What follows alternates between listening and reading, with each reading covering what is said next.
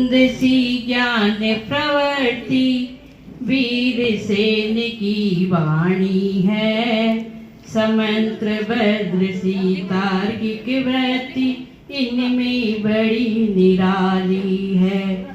सागर सम गंभीर हृदय इनका, रवि सम ये उपकारी है। ऐसी गणिनी माधु पार्श्वमति जी को नित्य प्रतिढोक हमारी है, नित्य प्रतिढोक हमारी है। तो बोलो परम पूज्य गणनियारिका प्रमुख सुपार्श्वती माता जी की, परम पुजारिका गरिमामती माता जी की,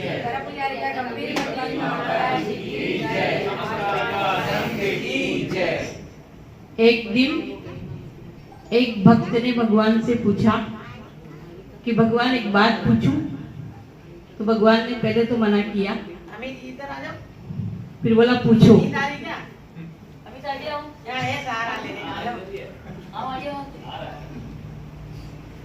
तो भगवान से पूछा कि भगवान आपने स्त्री को सबसे अंतिम में क्यों बनाया?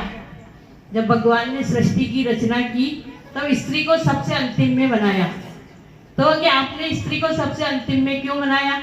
तो भगवान ने कहा मेरा पर्सनल मामला है। तो बोले नहीं, आपको बताना तो पड़ेगा। 2 बार मना किया, 4 बार मना किया, लेकिन कहते हैं कि भक्त के आगे भगवान भी हार जाता है और भगवान भी हार गए। और उन्होंने जवाब दिया कि यदि मैं स्त्री को सबसे पहले बना देता तो आगे कुछ भी नहीं बनने देती, इसलिए मैंने स्त्री को सबसे अंतिम में बनाया। फिर आगे जब मंत्रिमंडल बनाने की बारी आई तो सरस्वती जो विद्या है, तो विद्या का डिपार्टमेंट किसको दिया? किसको दिया? यानी स्त्री को, सरस्वती देवी को। रक्षा का डिपार्टमेंट किसको दिया? सबको पता है क्या आपको? दुर्गा को।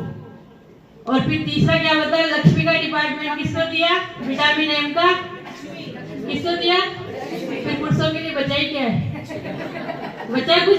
सारी मेन चीजें तो सब स्त्रियों के हाथ में ही दे दी। तो जब ब्रह्मा जी ने सृष्टि का निर्माण किया तब लक्ष्मी का डिपार्टमेंट अलग दिया, यानी विटामिन एम का, विद्या का अलग दिया और रक्षा का डिपार्टमेंट अलग उनको विभाग को देना पड़ा। पर गणनियारिका सुपार्श्वती माता जी एक ऐसा व्यक्तित्व है जिनके अंदर लक्ष्मी, सरस्वती और दुर्गा साक्षात एक साथ विराजमान थी। कभी बिरले लोग होते हैं जिनके लक्ष्मी और सरस्वती दोनों एक साथ होती है, लेकिन इनके साथ में तो दुर्गा भी विराजमान थी। ऐसी थी हमारी गणनियारिका सुपार्श्वती माता जी, क्योंकि बड़े बड़े लक्ष्मीपति उनकी सेवा में हमेशा रहते थे। जब उन्होंने मध्यलोक बनाया, देखा है मध्यलोक किसी ने? यानी सभी ने देखा है। यानी कितना बड़ा मध्यलोक, जब लालू प्रसाद यादव वहां आया था उसके इनॉग्रेशन में देखने, तब वो बोला था कि ये तो इतना विशाल, इतना अच्छा बनाया है कि मैं इसको संसद भवन यही बना दूं, मेरा मन करता है इसको देख के। और माता जी ने किसी को भी इस चीज के लिए प्रेरणा नहीं की, स्वयं आकर उनके भक्त इतने थे लक्ष्मीपति कि आगे आ गया कि माता जी ये हमारा, और इतना बड़ा मध्यलोक आज इंदु मस्जिद की स्मृति में बनकर तैयार हो गया। सरस्वती के बारे में तो कुछ कहना ही नहीं है।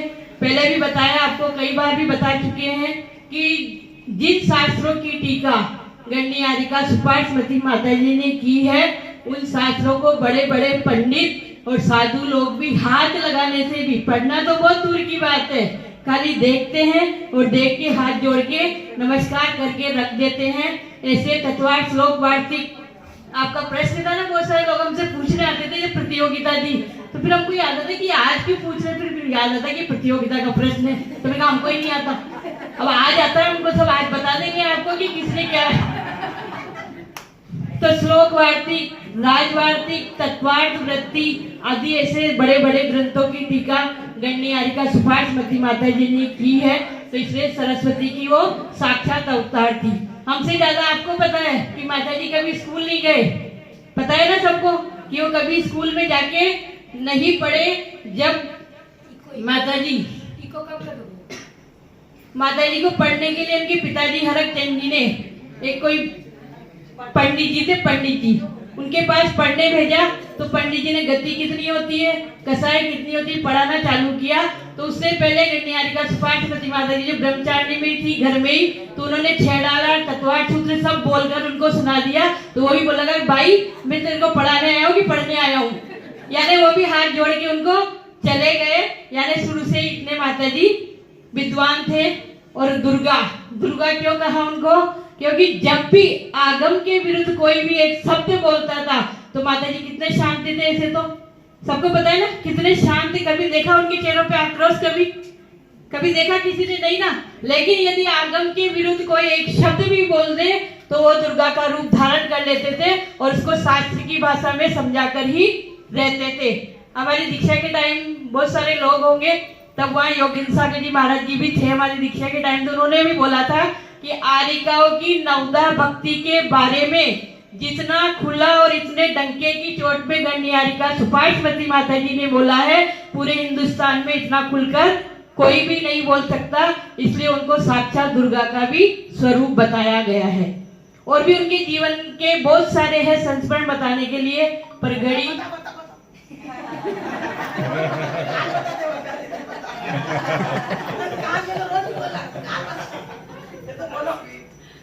जब हमारी दीक्षा हुई थी तो उस समय आप लोग सभी थे लगभग। तो उस समय 50 स्वर्णिम दीपकों से माता जी की आरती भक्तों ने की थी। तो आरती करते करते 50 दीपक एक थाली में थे, तो उसमें से एक दीपक निकलकर गिर गया जमीन पे, गिर के उल्टा हो गया। जब उसको सीधा किया तब भी वो दीपक यथावत जलता रहा। उस निमित्त ज्ञान को देखकर, सबको पता है ना माता जी निमित्त ज्ञानी थी, उन्होंने जो बोल दिया सो होना है, और जो होना है उन्होंने पहले से ही बोल दिया। सबके जीवन में ऐसे कोई ना कोई घटना होगी कि माता जी ने बोल दिया जो कुछ होना ही नहीं था, फिर भी माता जी ने बोल दिया, होकर रहा। तो उस दीपक को देख के माता जी ने निमित्त ज्ञान से क्या बोला, सुनना। बोले ये दीपक जलने के बाद, गिरने के बाद भी जल रहा है, तो इससे यही है मेरा इन तीनों माता जी को यही आशीर्वाद है कि जीवन में आपके ऊपर कितने भी उपसर्ग संकट आ जाए, आप अपनी चर्या से नहीं डिगोगे। ये मेरा आशीर्वाद है और पूरी दुनिया में आप भ्रमण करो। ऐसा आशीर्वाद हमको माता जी का हमको मिला हुआ है। और वही आशीर्वाद है कि हम कभी जीवन में सोचे ही नहीं थे कि पूर्वांचल में जहाँ माता जी का पूरा परिवार हम आ जाएंगे, और यहाँ पूर्वांचल में आ गए। और उन्हीं का आशीर्वाद है कि आज माता जी गरिमामती माता जी ने कैसे जैसे रत्न को उन्होंने जन्म दिया, और आज पूरे पूर्वांचल में माता जी धर्म की प्रभावना कर रहे हैं। तो गण्यहारिका सुपाठमती माता जी के चरणों में हम यही श्रद्धांजलि विनयान्जलि अर्पित करते हैं कि माता जी आपने तो स्वर्ग पद को प्राप्त किया, हमको भी ऐसा आशीर्वाद प्रदान करें कि हम भी परंपरा से मुक्ति पद को प्राप्त कर सके। तो बोल गण्यहारिका सुपाठमती माता जी की